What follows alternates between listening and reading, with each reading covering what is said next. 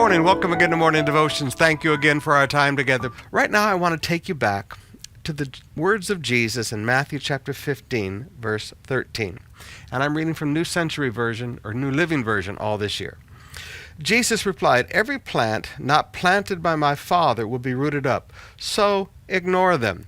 They are blind guides leading the blind, and if one blind person guides another, they will both fall into the ditch." Now notice, Jesus said, disciples, don't get upset by a lot of this religious stuff that goes on around you. Ignore it. Why?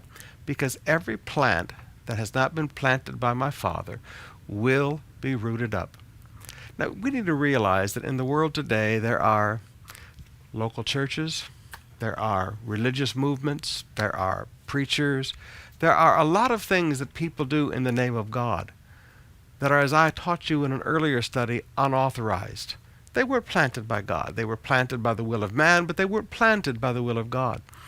And if you and I, as Christians, would just learn to not be upset by these things, not be upset and offended by the things that they do and they say, ignore them. Keep focused on the harvest field. Keep focused on getting people born again. Keep focused on bringing people into the kingdom of God.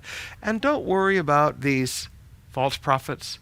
Don't worry about these, forgive me, self-called, self-proclaimed, self-built churches and religious movements. Don't worry about them.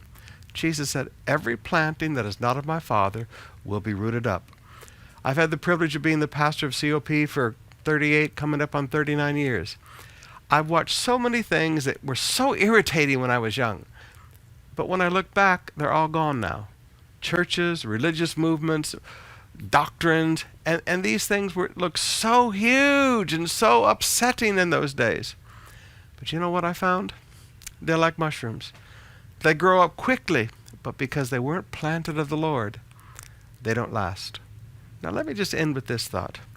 Pastors, before you start a church, make sure this is something God said, that you don't belong on the staff of another church, that you're really going out to build this church because God spoke to you.